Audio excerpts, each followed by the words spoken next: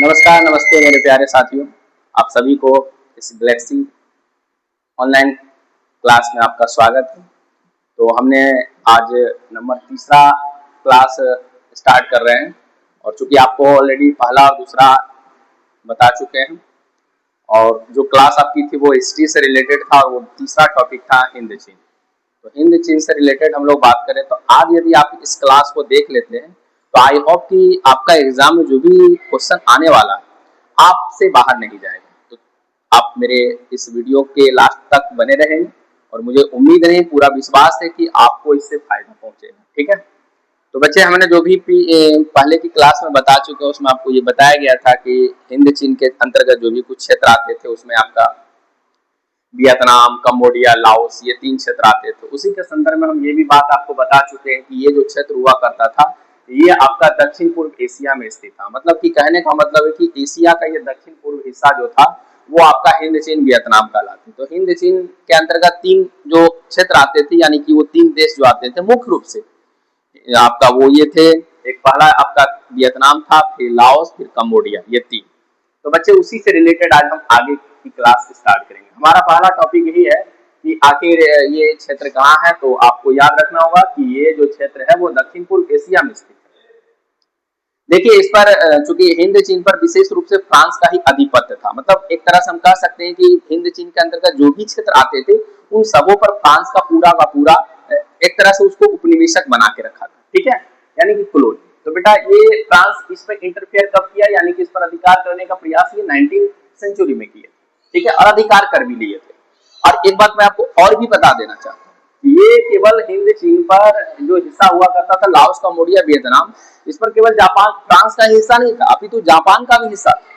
ठीक है, लेकिन देखिए इस हिंद चीन के अंतर्गत जो भी क्षेत्र आते थे, लाओस, कंबोडिया, वियतनाम, उसके अंदर इतना सामर्थ्य था, खासकर वियतनाम, कि वो इन दोनों देशों के साथ एक साथ अपने जो है ना अभियान जारी रखा स्वतंत्रता के लेकर। क्योंकि बेटा ऐसा यह है कि फ्रांस के लोग को भी ये चीज पसंद नहीं था। ठीक है, और वियतनाम के लोग को तो खैर पसंद ना ही होगा, क्योंकि उसको अधिकार अपने क्षेत्र में लाना, तो ये थोड़ा सा दिक्कत थी।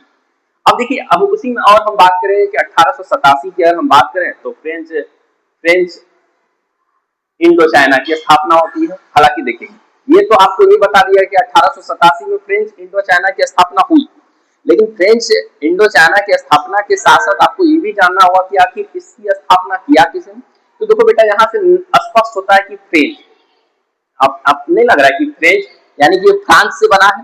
तो यानी कि मूल रूप से अगर हम कहें तो इस फ्रेंच इंडो चाइना की स्थापना जो है ना वो आपका फ्रांस के गवर्नमेंट ने ही की है। ठीक है, तो आपको ये 2 बात इससे क्लियर हो जाता है। इसकी स्थापना कब हुआ, तो 1887 में हुआ था। किया कौन, तो फ्रांस का गवर्नमेंट किया था। ठीक है, उसके बाद अब देखिए, एक्चुअली अगर हम ये बात करें, आपके मन में भी आता होगा सर आखिर फ्रांस इस पर अधिकार करना क्यों चाहता था। तो बेसिकली बेटा ये अधिकार इसलिए करना चाहता था कि वो व्यापार करना चाहता था, कच्चा माल चाहता था और नया बाजार प्राप्त करना चाहता था। क्योंकि हर देश ये चाहता था कि हमारे यहाँ जो माल बने उसको दूसरी जगह जाके बेचे, या वहां से हम कच्चा माल लाके अपने फैक्ट्री को चालू रखें। तो इस तरह के काम के लेकर के जो है ना ये फ्रांस इस पर अधिकार करना चाहे और प्रयास भी उसका जारी रहा हमेशा के लिए। एक चीज और मैं इसके साथ बता देना चाहता हूँ कि चूंकि वियतनाम ये जो था वो हिंद चीन का हिस्सा था, और इस वियतनाम में सबसे प्रमुख उत्पादक जो होता था वो चावल का, यानी कि हम ऐसे कह सकते हैं कि चावल का प्रमुख उत्पादक के रूप में वियतनाम को देखा जाता है। ठीक है, ये उसके बाद की अगर हम बात करें यहाँ पर रबर, हालांकि देखिए चावल मुख्य रूप से यहाँ पर वियतनाम में उत्पादन होता था, लेकिन यहाँ पर फ्रांस जो है ना ये चावल पर ना विशेष रूप से ध्यान देकर वो रबर की खेती पर ध्यान देता था। आपको शायद आपको याद होगा कि जब आपने पढ़ा था पहले, तो हमारे भारत में जब अंग्रेज शासक जब आए थे तो हमारे यहाँ भी क्या है था, यही स्थिति थी। वो अनाज के उत्पादन पर कम ध्यान देते थे, ज्यादा उसका ध्यान नकदी फसल पर हुआ करता था। जैसे कि आपका चंपारण, हालांकि इसके संदर्भ में चंपारण आंदोलन वगैरह भी हुआ था, 3 कटिया प्रणाली वगैरह जो चला था हमारे भारत से रिलेटेड, वहां पर आपको बताया गया होगा कि नील की खेती सबसे अहम योगदान था। मतलब नील की खेती का ज्यादा वो लोग अंग्रेज लोग जो है ना इसको ज्यादा बढ़ावा देना चाहता। वहीं भारत के लोग ये नहीं चाहता था। भारत के लोग चाहता था कि वो हमारे लिए कोई काम की चीज है नहीं, तो हम तो अनाज उपजाएंगे तभी खाएंगे। तो इसके लेकर के बहुत सारे विद्रोह भी हुए थे, बहुत सारे आंदोलन भी चले थे। तो ठीक उसी प्रकार से यहाँ पर भी जो है ना चावल इसका मुख्य उत्पादक हुआ करता था, लेकिन फ्रांस चूंकि फ्रांस का अधिकार वियतनाम पर था, तो फ्रांस चाहता था क्या कि यहाँ पर जो है ना रबड़ का खेती मुख्य रूप से हो। तो ये लग नहीं रहा है कि भारत पर जिस प्रकार से अंग्रेज का अधिकार था, ठीक उसी प्रकार से जो है फ्रांस वियतनाम के साथ कर रहा है। हमारे यहाँ उत्पादन होना चाहिए चावल और गेहूं का, लोग अंग्रेज आके कर क्या रहा, तो आपका अफीम का किया जा रहा है, हमारे यहाँ नील की खेती किया जा रहा है। तो इससे हमारे किसान वर्गों के लोग में जो है ना थोड़ी सी जो है ना नाखुशी आया, मतलब कि वो इसके फेवर में नहीं थे। तो यहाँ पर वही बात देखने को मिल रहा है। ऐसा देख रहा है कि आप यहाँ पर वियतनाम में मुख्य उत्पादक है चावल, लेकिन फ्रांस की इस पर अधिकार कर लेता तो ये किस पर जोड़ दे रहा है, तो रबड़ पर। तो ये दोनों बात सेम मिलता है, इसलिए हमने थोड़ा आपको बता देना कुछ ही समझा। आगे देखेंगे बच्चे, आगे अगर हम और बात करेंगे तो यहाँ पर किसानों पर भारी कर लगाए गए। स्वाभाविक सी बात है, हमारे किसान के वर्ग हमारे यहाँ भी किसानों पर जो है ना अत्यधिक कर लगाया गया था, जैसे यहाँ के किसान वर्ग जो है ना आक्रोश में आ गए थे और हम लोग आंदोलन भी किए थे इसके संदर्भ में। तो यहाँ पर भी वही काम हुआ था, वियतनाम के लोगों को इस चीज को झेलना पड़ा, खास करके वियतनाम के किसानों को जो है ना उस पर भारी भरकम जो है ना कर लगा दिया गया था, जिससे यहाँ के किसान वर्ग जो है ना बड़ा असंतुष्ट थे। प्रशासनिक यहाँ का खास करके फ्रांसीसी शासन से जनता असंतुष्ट होगा भी, क्योंकि मान लिया जाए किसी पर अगर जरूरत से ज्यादा टैक्स बांध दोगे, लगान उसको ज्यादा उससे वसूलोगे, जितना वो उत्पादन नहीं कर रहा उससे भी तुम ज्यादा अगर उस पर अंकुश लगाओगे या उसका शोषण करोगे, तो डेफिनेटली हम संतुष्ट तो नहीं ही रहेंगे ना। राष्ट्रवाद की भावना धीरे धीरे विकसित हुई। देखो, जब हम लोग संतुष्ट नहीं रहेंगे तो हमारे अंदर नेशनल की बात होगी, यानी कि राष्ट्र भावना का उदय हुआ। शिक्षा का उपयोग फ्रांस अपने शासन को मजबूत करने के लिए करते थे। हाँ, देखिए यहाँ पर वाकई में ये बात सही है कि शिक्षा का प्रसार वियतनाम के लोगों पर किया जा रहा था, लेकिन ये अपने लेकर के, मैंने कि ये चाहते थे कि यहाँ के लोग को शिक्षित करेंगे ना तो यहाँ पर शासन चलाना हमारे लिए क्या हो जाएगा, मजबूत हो जाएगा। अब हमारे यहाँ भी देख लिया, जब 1947 से पहले अगर हम बात करें तो अंग्रेज लोग भी भारत के लोगों को इसलिए शिक्षित करना चाह रहा था कि ताकि हमारे यहाँ के लोग को जो है ना उस तरह से तैयार किया जाए, क्योंकि हमारी संस्कृति को शिक्षा उसके हिसाब से वो नहीं दिया जा रहा था। मतलब हमारे यहाँ जिस संस्कृति से शिक्षा देना है वो संस्कृति को दरकिनार करके वो अंग्रेजी शिक्षा उस पर थोपा जा रहा था, इसलिए ताकि वो हमारे लेकर के जो है ना कुछ अच्छे से अच्छे काम करते रहे। तो यहाँ भी वही काम हो रहा था, यहाँ भी ये चाह रहे थे कि यहाँ जो था वो शासन अच्छा तरीके से चला सके, मजबूती के साथ चला सके। हो ची मिन के बारे में आपको बता ही दिए थे कि हो ची मिन जो है ना वो वियतनाम के प्रमुख राष्ट्रवादी नेता थे, बाद में इनको राष्ट्रपिता का भी दर्जा मिल गया था। तो ये सारी बातें आपको ऑलरेडी बता चुके हैं। हो ची मिन ने विदेशों में रहकर भी स्वतंत्रता की आंदोलन चलाए थे। हमारे भी महात्मा गांधी, चूंकि राष्ट्रपिता हमारे महात्मा गांधी, ये भी अफ्रीका में रह के हमारे लिए जो है ना क्या स्वतंत्रता के लेकर के आंदोलन चला। तो ये सारी बातें आपको भारत से रिलेटेड करता है, कहीं ना कहीं इससे रिलेटेड आपको यहाँ भी इन सब चीजों को देखने को मिलता है। चलिए आगे बढ़ते हैं।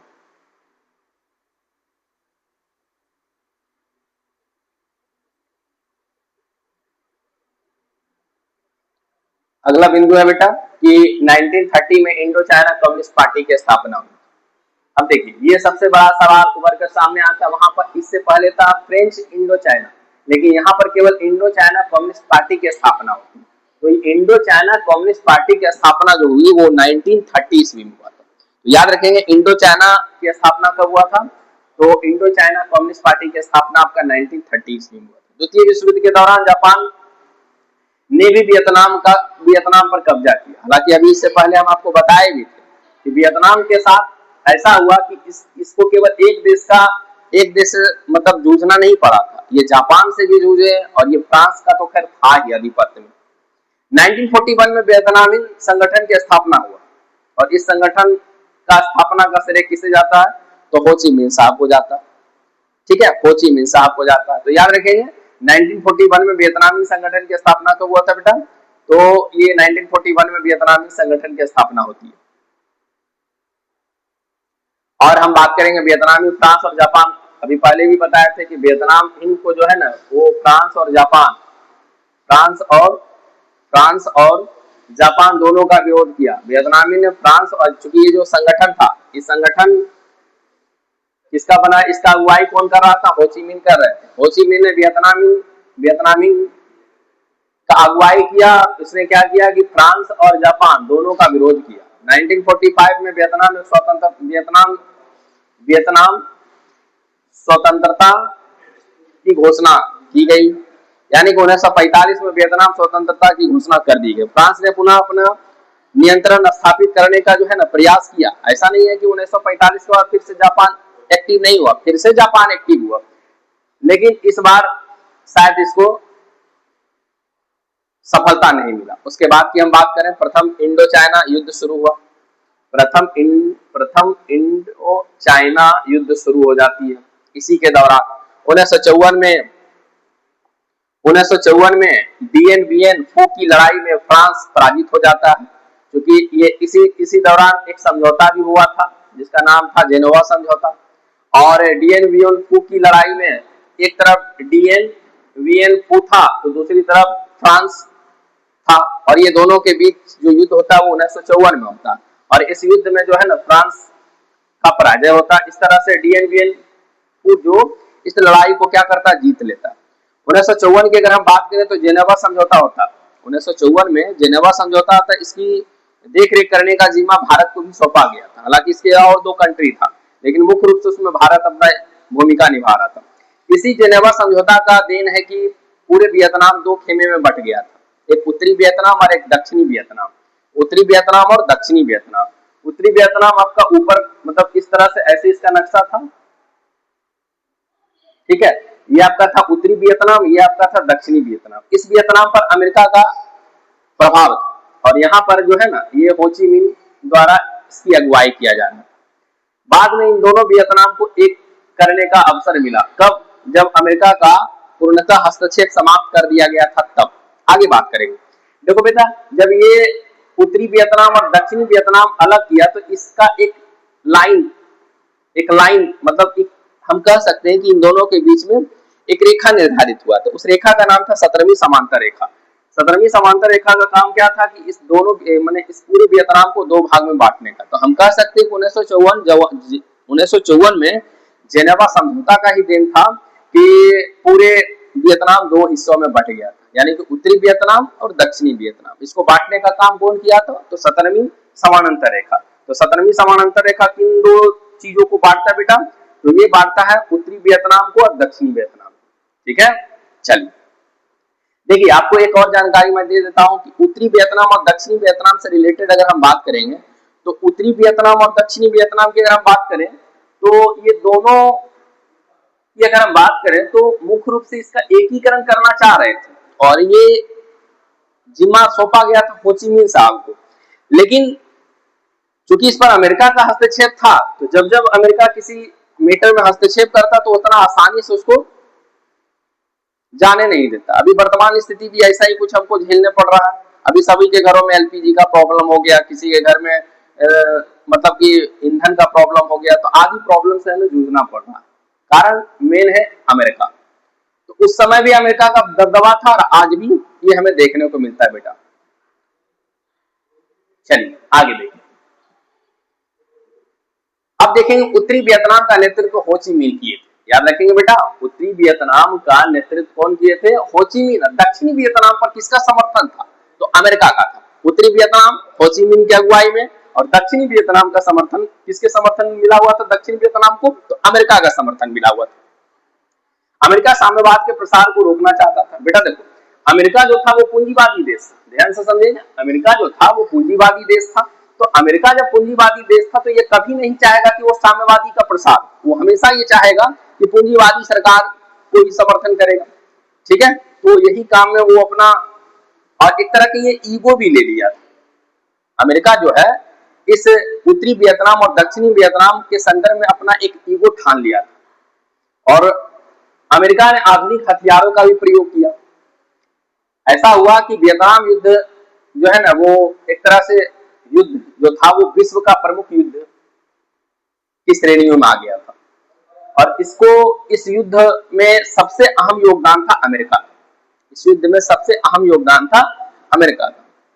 अमेरिका का इस युद्ध में सबसे अहम योगदान था। आगे हम बात करेंगे। तो यहाँ पर एक भयंकर युद्ध हुआ। युद्ध इतना विनाशकारी था कि कईयों लाख लोग की मृत्यु हो गई थी। इस युद्ध में अमेरिका ने अपना आपा खोते हुए अत्याधुनिक तरीके के जो है ना हथियारों का प्रयोग किया। हथियार इस प्रकार से था कि इतना भयानक था कि मतलब कि हम कह नहीं सकते हैं तो काफी भयानक तरीके से जो है ना इस युद्ध में अमेरिका ने अपना दबदबा बना के रखा था। हम बाद में बात करेंगे कि किन किन हथियारों का प्रयोग किया गया था। बेटा आगे देखेंगे, युद्ध में लाखों लोग प्रभावित हुए थे। अब जब युद्ध ही हो रहा है तो क्या कहना है, युद्ध ही जब हो रहा है तो क्या कहना है ना। बस 1-2 मिनट का और है, हम इसको पूरा क्लियर ही कर देंगे। वियतनाम युद्ध का प्रमुख युद्ध माना जाता है, याद रखेंगे बेटा, ठीक है। अमेरिका ने आधुनिक हथियारों का प्रयोग किया, युद्ध में लाखों लोग प्रभावित हुए, जनता ने स्वतंत्रता के लिए लगातार संघर्ष किया। जनता कभी नहीं चाह रहा था कि हम किसी के नीचे रहे, वो हमेशा स्वतंत्रता की कामना कर रहा था। लाओस भी फ्रांसीसी उपनिवेशक था, क्योंकि स्वाभाविक सी बात है, जब पूरे वियतनाम पर जब फ्रांस का अधिकार था तो लाओस, कंबोडिया, ये भी क्षेत्र तो आपका वियतनाम से रिलेटेड था, ये भी क्षेत्र आपका वियतनाम से रिलेटेड था, ठीक है। तो अमेरिका ने आधुनिक हथियारों का प्रयोग किया, युद्ध में लाखों लोग प्रभावित हुए, जनता ने स्वतंत्रता के लिए लगातार संघर्ष किया। लाओस भी फ्रांसीसी उपनिवेश था, लाओस भी फ्रांसीसी उपनिवेशक था, इसको आजादी 1953 में मिला था। तो याद रखेंगे लाओस की स्वतंत्रता कब मिला था, तो 1953। देखिए यहाँ लिखा हुआ भी है कि लाओस 1953 में स्वतंत्र हुआ।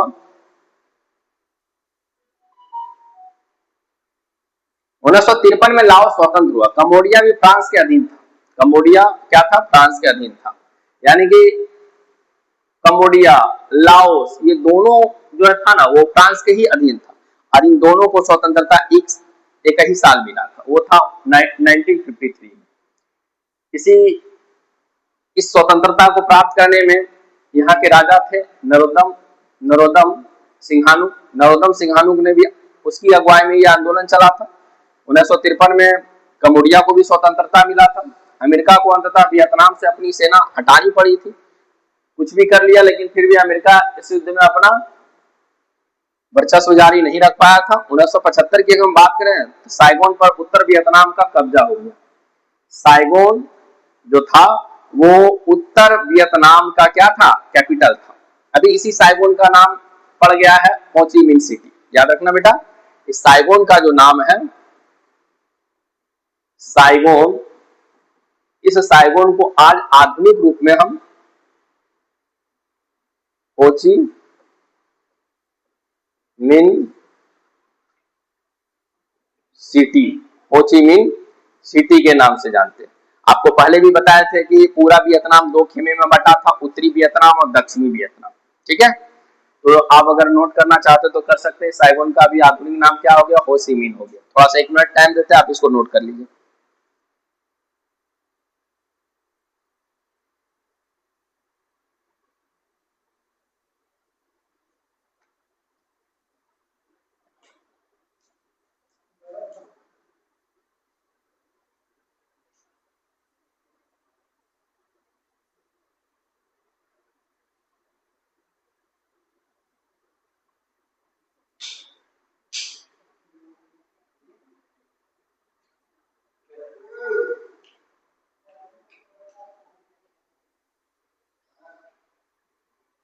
तो याद रखेंगे दक्षिण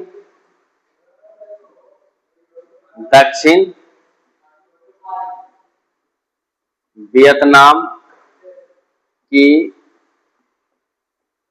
राजधानी आपका साइगोन था, साइगोन दक्षिणी वियतनाम। और उत्तरी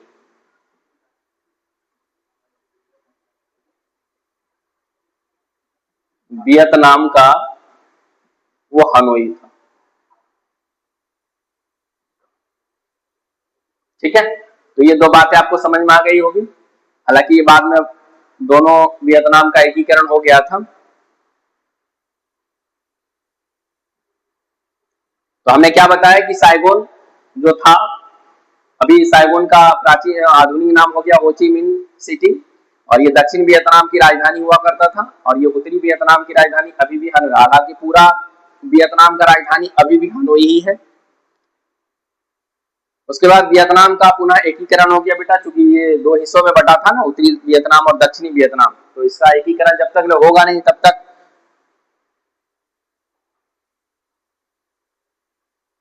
1976 में देश का नाम समाजवादी गणराज्य वियतनाम बना। ठीक है, याद रखेंगे। अब चूंकि पूरा वियतनाम स्वतंत्र हो गया था और इस पूरे वियतनाम का नया नामांकन हो गया था 1976 में, और ये पूरे का नाम, ये पूरा वियतनाम का ही नाम था, यानी कि समाजवादी गणराज्य वियतनाम। हिंद चीन राष्ट्रवादी आंदोलन उपनिवेश के विरुद्ध जो है ना सफल संघर्ष का महत्वपूर्ण उदाहरण, ये आपको पहले हम बता चुके हैं। ठीक है, तो ये पूरी बातें आपको याद रखना है। ये हमने आज तकरीबन 39 पॉइंट, 38 से 39 पॉइंट बताया था। आप एक बार इसको नोट कर लेंगे, अगर हम 1 मिनट का समय देते हैं। अगर चाहते हैं तो आप इसको नोट कर सकते हैं, नहीं तो एक बार वीडियो 2-4 बार करके देख लोगे तो वो सारी बातें आपको समझ में आ जाएगी। यहाँ से हमने स्टार्ट किया आज की क्लास। ये पहला बिंदु यही था कि आखिर ये जो हिंद चीन है इसकी स्थिति कहाँ है, तो हमने आपको बताया था ये दक्षिण पूर्व एशिया में। फ्रांस जो था वो 19वीं सदी में इस पर अपना अधिकार स्थापित किया। 1887 में फ्रेंच इंडो चाइना की स्थापना हुआ। इस इंडो चाइना की स्थापना जो है ना वो फ्रांस का गवर्नमेंट ने की है। तो ये सारी बात आपको हम बता चुके हैं। ठीक है,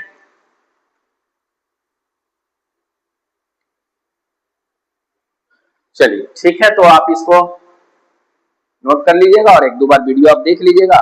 हमें उम्मीद है कि आप इस वीडियो को जब आप देखेंगे तो आपसे कई सारे क्वेश्चन सॉल्व भी होंगे, और इसमें आपको बहुत सारा ऑब्जेक्टिव क्वेश्चन भी आपको माने कि जो है ना सफलता मिलेगा।